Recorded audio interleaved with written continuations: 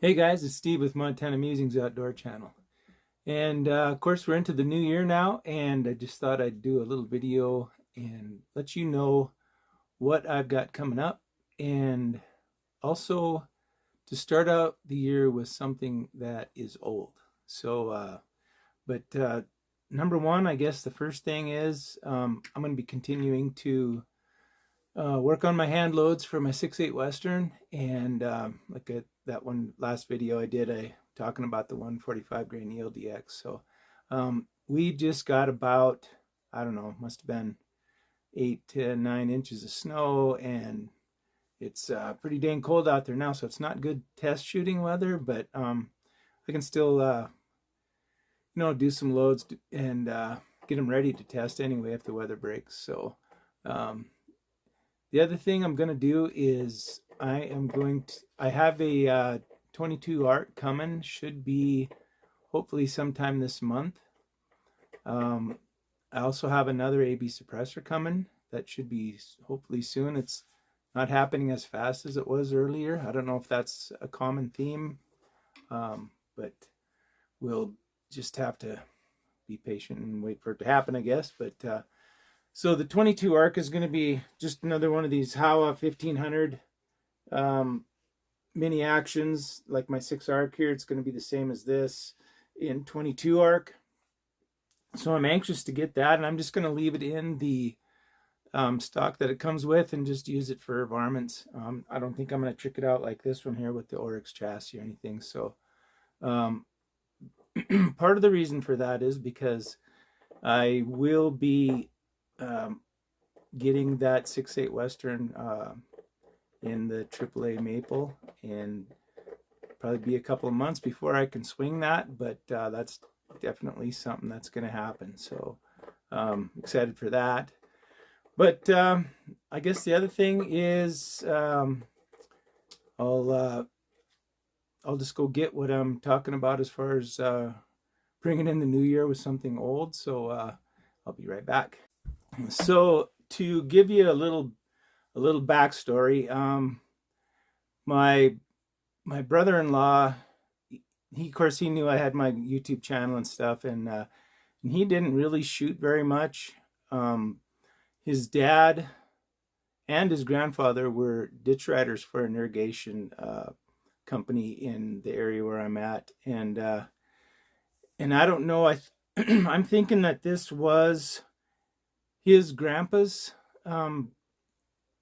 gun at the time, and his grandpa actually, he worked for the water company, also was a cowboy on something called the 7 Block Ranch, which was a ranch that consisted the whole east side of the mountain front, pretty much from almost from the border down to like in the Depuyer area, because I'm in the Blair area. So it was a huge, might even been bigger than that, I don't know, but it was a huge ranch, and he was a cowboy for that outfit.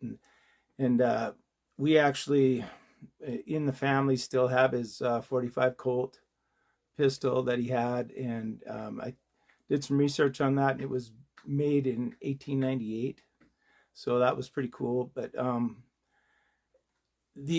I'm thinking this was his in the old days, and it's a model 72 22, and as you can see, the bluing is pretty much gone off of it when I got it.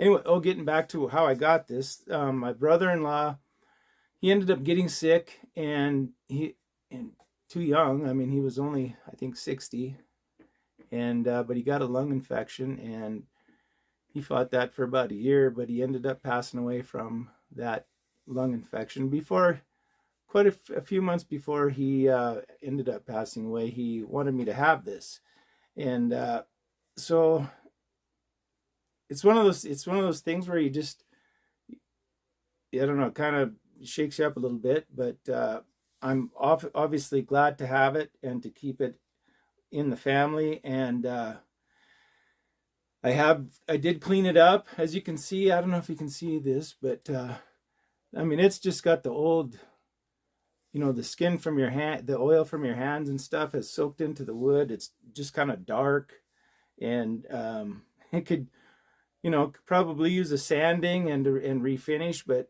I'm just going to leave it as it is, because that just I don't know, it's just the history of it, I guess. But when I got it, I did clean it. It had, you could see a little rust on the inside the barrel, and so I cleaned that, and it cleaned up pretty good. It was just little specks of stuff, and it had been in storage for a long time.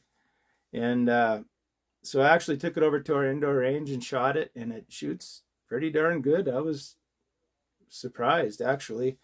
But and I bet you it hadn't been shot in 30 years, maybe more, 40 years.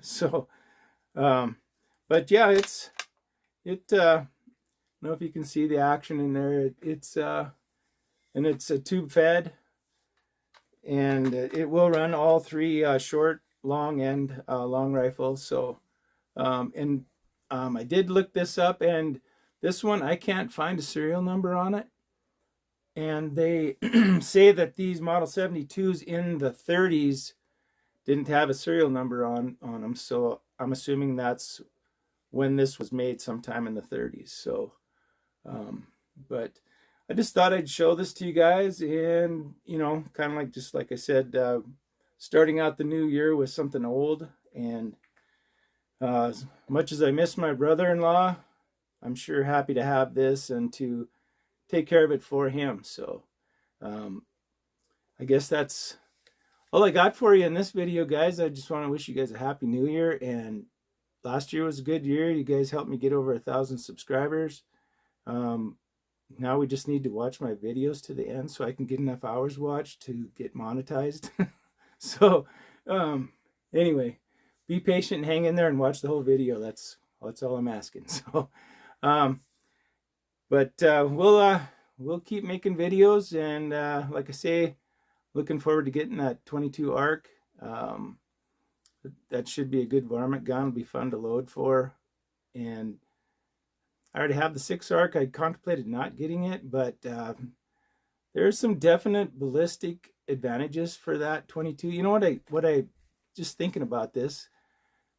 You know, the military wanted the 6 ARC to be developed to have that bullet that'll carry out to a further distance and have a, you know, higher impact, I guess, on the target. And I'm thinking, why didn't they go with the 22 ARC in the first place? Because it's going to be a little lighter to pack around. It's going to have excellent velocity, and if you're shooting the 75 grain bullets or develop something for military in that regard, that is going to reach out there a long ways with that higher BC bullet. So I don't know why they didn't do that in the first place. So it'll be interesting to have that thing and to see what it can do. So anyway, that's what I got for you guys, and I appreciate you watching this thing, and we'll definitely see you in the coming year, making lots more videos, and hoping to keep you entertained. So have a good one, and we'll catch you in the next video.